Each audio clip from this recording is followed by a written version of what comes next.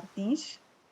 I am from Mozambique, but I'm currently working at the African Union Commission with headquarters in Addis Ababa, Ethiopia, as the head of culture division in the Department of Health, Humanitarian Affairs, and Social Development. I've been in this position since 2014. Even though I joined the commission in 2009, but in 2009, I was the senior culture officer. So at the culture division in the African Union Commission, basically our role is to develop continental policies in the arts, culture, and heritage sector.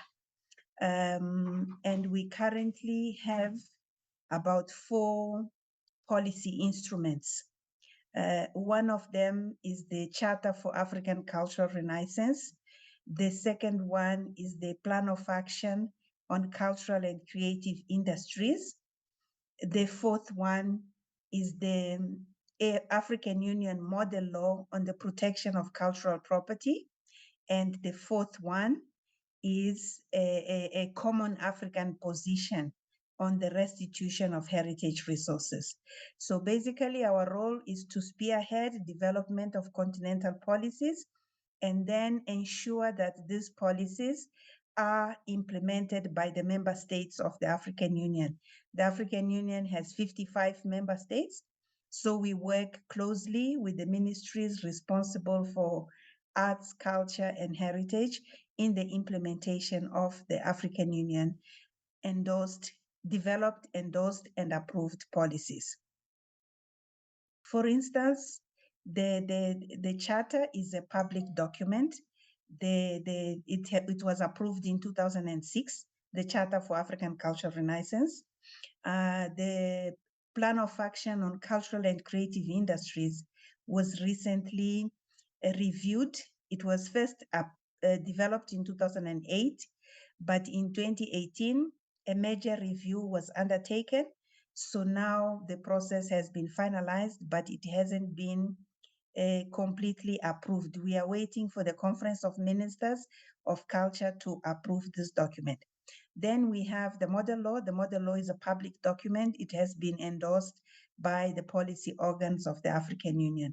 Now, the last instrument that I mentioned, which is the Common African Position on Restitution of Heritage Resources, we just finalized the validation.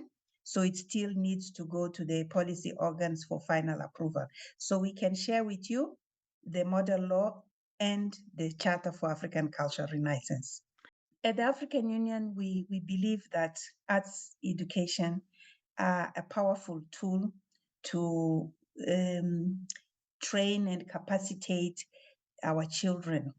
In that regard, in 2014, the African Union, in collaboration with the government of South Africa and the NEPAD is the new Partnership for Africa's Development. And NEPAD started a process of consultations with member states in order to develop a continental arts education policy. So the idea was to have regional workshops in the 5 regions of the continent in order to gather inputs by the work that is being done in each member states with regards to arts education. So in that process, NEPAD, with collaboration from the government of South Africa and of course the African Union, organized 2 conferences. One of them was held in 2014 in South Africa, and the other one in 2017 in Cairo. So the one in South Africa was for Southern Africa, African Union member states, and the one in Cairo was for North Africa member states.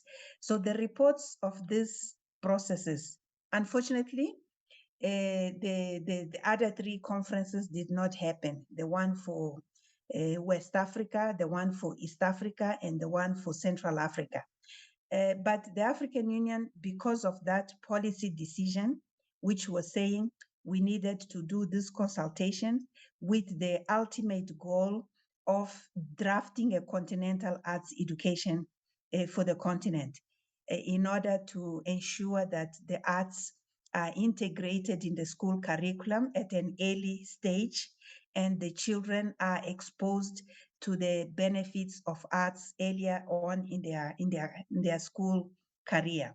So the African Union then used the contents of these two reports of the regional consultations in order to start a process of drafting a continental arts education. So we managed to organize a group of experts who this year they started the process of drafting this policy. Of course, the process is still at a very, very early stage.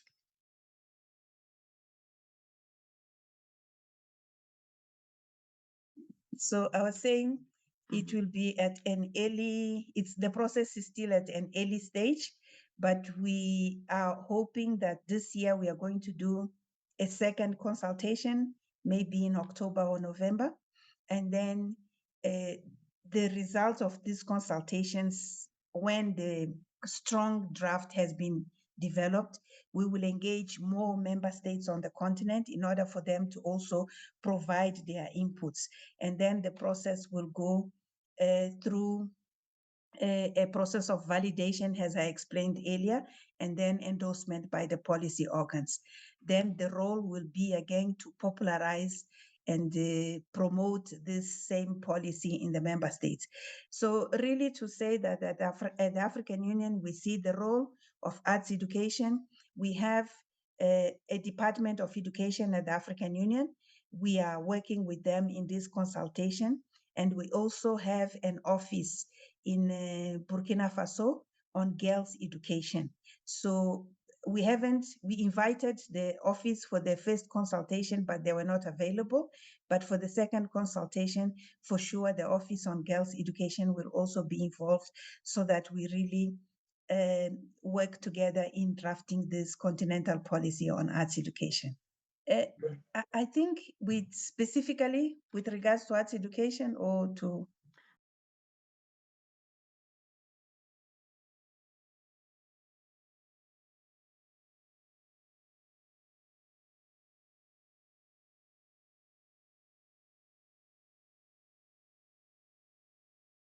specifically to arts in education, the case studies were presented during the regional conferences.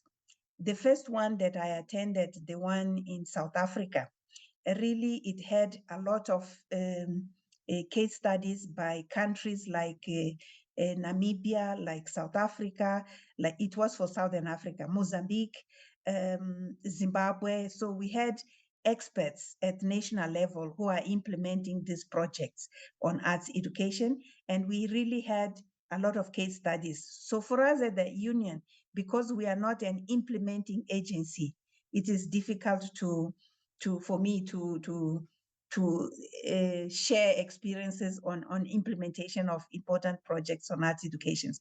But I refer to, for instance, those countries. Botswana was also there, Namibia, South Africa, Zimbabwe, Mozambique. Their experiences were shared in this regional conference. The conference in North Africa, unfortunately, I couldn't attend, but the report of this conference is available, and perhaps we could find some key case studies on issues related to arts education or arts in education in countries in North Africa.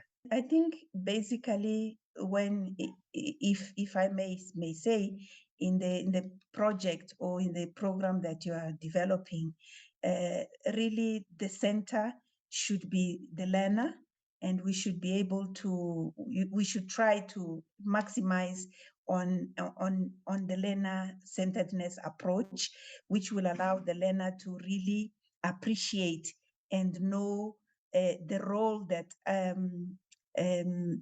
arts education can play in building him or her as a person, and the profile that we want the learner to have in order to be able to serve the society and also be able to for their own development. I think it's very important that we keep the learner at the center of all our training in arts education.